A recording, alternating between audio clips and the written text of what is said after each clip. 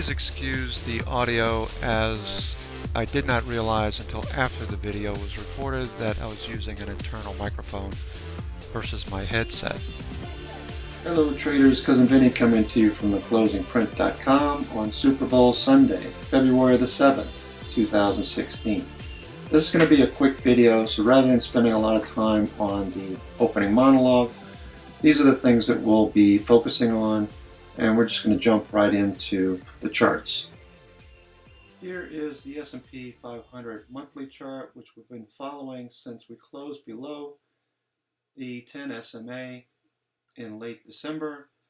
That exacerbated the move to the downside. We see a lower low now. We pushed through the 382 from the breakout level as a pivot up to the recent highs in 2015. So watch these levels on the monthly charts. Also watch the dollar on the monthly chart, which has also crossed below the 10 SMA on its monthly. Here is the spiders on a weekly time frame. We had two up weeks prior to last week. We came up and came very close to the descending 10 EMA, and then prices reversed very quickly. Watching very closely these levels where a lot of these wicks occurred. So keep an eye on your SPY. Note the percent moves lower. We're still just shy of that minus 13.45% we saw earlier. SPY daily, we're looking at these levels here that found similar buying activity on Wednesday, and we recovered and moved higher. Now this could just be short covering, and prices could break down through this, as we see this as a bear flag as well. So keep an eye on the market internals on Monday, Tuesday. For now, we see the 618 below, and of course the lows that we witnessed on January the 20th. Levels we're watching currently are this 186 level and the 194.52 if we should find a bounce at this level. Digging a little deeper, this was an update on the premium videos. We held at 187.41. This could continue to break down. Obviously, we haven't seen prices move back above the 9 or the 20 period moving averages here. So that we need to see in order to continue in a bullish direction. More than likely, we'll see a test of this level early Monday, and we'll be able to determine one way or another which way we're going to go early in the day. Here's the 15-minute, same look, quadruple bottom. We're trying to push above the 9 EMA. We closed above it on Friday. We'd need to see it move back above the 20 EMA in order to get bullish and look for possible continuation. We could be putting in something of a range here, so keep an eye on that. We've established a well-defined bottom right now, but that is left to be seen. It's anybody's guess if we bounce or if we continue lower on Monday, Tuesday. Here is the comp weekly. Very evident the distribution at these levels over the last year and a half. We're seeing phase 4 developing, the markdown period. Each time we try to test the descending moving averages, we get rejected. We are within a zone where we could bounce, so keep an eye on that. We could overshoot. The 200 period moving average is down here, so that is a likely target. If we do break down, MACD continues to show negative or bearish momentum. NASDAQ daily doesn't look much better. The recent low here at 39.92 back on January the 20th. We could overshoot that and move to the downside. The thing that is a little bit unusual is that NIMO manages to hold up. The chart of the Russell doesn't look much better. Pretty much erasing the previous 2 weeks' gains. New York Stock Exchange Composite, we have this resistance zone overhead. We have a trend line going back to January 20th. We're attaching it to the wicks. We tested that level last week on Friday. Still looks like it's trying to turn back up. The high-low indicator, a simple breadth measurement, Looks like it's turning slightly, so this could turn as well. We want to see this continue to move higher. If you're bullish, if you're bearish, you want to see that turn and move to the downside. That will show you signs of deteriorating breadth. We mentioned in the opening monologue, New York Stock Exchange high-low.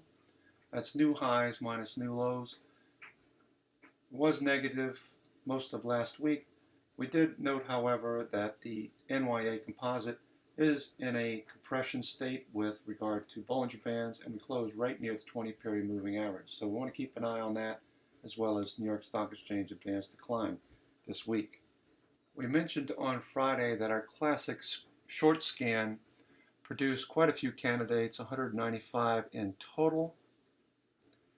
And we were going through these sectors and looking at some of the names that were showing more weakness, like technology has quite a few here, as you can see. Staples, not that many. Materials was showing some promise last week. Industrials, healthcare, financials, energy, and cyclicals. And quite a few as well. So we're watching that. These are based on stocks that close lower than their previous 5 closes, and volume should have increased at least 100%. Now the thing to note is that the classic long scan only gave us about 10 candidates versus 195 on a classic short scan. That's notable and something we'll keep an eye on this week. There could be a lot of forced liquidation there, as Steve Hammer was pointing out on LinkedIn, among other stocks. So we'll keep that in mind as well. So let's analyze the US dollar for a few minutes. This is going to affect the price of gold and oil, of course. We're closing below the 10 SMA on the monthly chart, and that's significant. Look at MACD crossing, histograms moving lower, so we could see further lower prices on the US dollar. Here's the situation on the daily chart, breaking down and trying to hold the 200-period moving average. More than likely, we're going to break down. We see a larger range here going back to May and late August. So we could draw a horizontal line here. MACD's moving lower and Stowe's in the green zone. So we could see a little bounce here, maybe back up to the 10 EMA, and then a move back down. So we're looking for more weakness on the US dollar as oil continues to grovel around near the 32 level and possibly move higher along with gold. Copper, as we pointed out last week, is in a descending channel, could break to the upside in the short term with the US dollar as a catalyst for higher prices. Gold, another recipient of fund flows since we called that late December move in the S&P 500 below its 10 SMA. That triggered a lot of events. Gold was one of them as well. This is off these lows here at 1056.50, around 11 to 12% on this move. So gold continues to look good. Obviously, you wouldn't chase it here. This pullback was the first indication that you might have a buy zone that held and saw buyers step back in. Now prices are moving higher. We'd expect to see a little bit more volatility in gold this week, possibly a move lower back to its ascending 10 EMA. We didn't witness as much of a bounce as we anticipated on crude, but we are hovering around the 32 level nonetheless. Note the descending moving averages, prices are being held back. If they move it back above the moving averages, that would give you a sign that, or a clue that we possibly be testing this upper trend line in this descending channel pattern. But I wouldn't anticipate a long continuation until that occurs. Here are the spider sectors in addition to IYR, IYT, and XBI added to the list. It gives us a full 12 sectors to watch. Note the strength in XLU that we pointed out in the opening monologue, as well as XLP coming back down to its 20 and its 50, could bounce there. We'll watch for possible catalysts in these sectors. Note IYT is breaking through its 20-period moving average, continues to move higher. So transports are looking a little bit better. Note some of the stocks in the trucking and rail sectors. XBI in oversold territory. We could see it move back higher. XLB is overbought. Looking at XLK, obviously lots of weakness in that sector last week, in addition to XLY and XLV. XLF, for the most part, is forming a base here. It's too early to tell whether or not prices will move back above the 10-period EMA. If it does, that would be a good sign. And then a further move through the 20-period moving average. If we're going to see any bounce, you'll see it in the financials. We've mentioned the XLP-XLY ratio over the last several weeks. As we continue to gain momentum to the upside, XLP continued to show relative strength to XLY, the discretionaries, which is typically a sign that you'll see lower prices on the indices. So you want to see cyclicals outperform staples in an improving economy. Such is not the case right now, as we saw last week, where we bolted higher from the start of the week. We want to see this turn and move lower to give any indication that we might see a reversal in the S&P 500, NASDAQ, and the IWM in the short term. For now, it's bearish in conclusion. The new IBD50 list is out. We're looking at a few names here, ranked by percent change as of Friday. I'm going to scroll through these. You can pause this and write some of these names down if they look interesting. See a couple of new names, VNTV, despite being in the sector that didn't do well last week. Lagan Pharmaceuticals, PayPal. Some of these names really got walloped last week. Let's take a look at it from a candle glass format and see if there's anything of interest.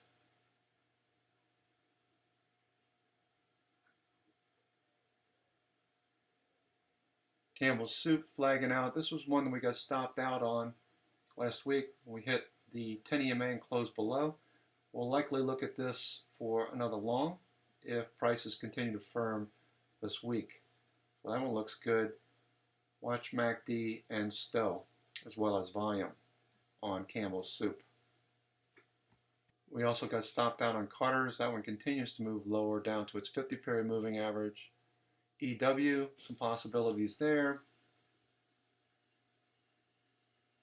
Just look for the 10E Stowe MACD setup. Coors is on the list. Remember, this was a gap and go last week. We took most of our trade off at the end of the week.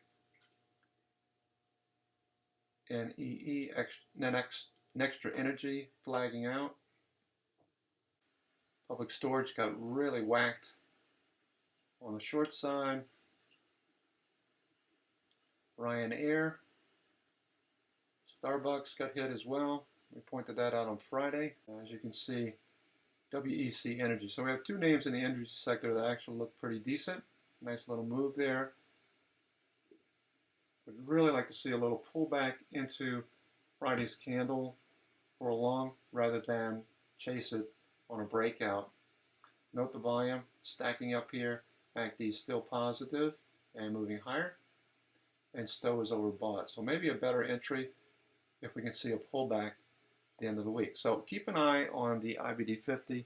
A takeaway here is we are very oversold and could likely see a change in trend, a bounce, if you will.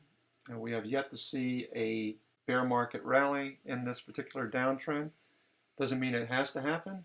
We could very well see lower prices very quickly. With the minus 114 on NYMO on January 20th, Bruce Wayne on StockTwits has a very interesting statistic. A close below minus 100, we could very well see another lower low in the next 2 months. So we have January 20th, February 20th.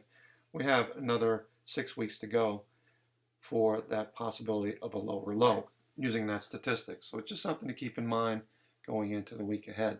So that's going to do it for me for the weekend. This is Cousin Vinny coming to you from theclosingprint.com.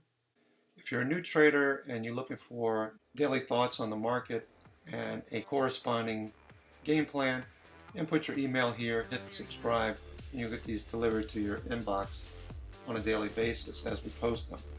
This is my new book for new traders if you're interested. It's published in 3 different formats, as well as premium videos, which we updated over the weekend. If you didn't catch that email, we updated the workflow, putting it all together, and video number 8, using market internals if you're interested. Okay, take care. I hope this helps, and we'll see you on the stream on Monday.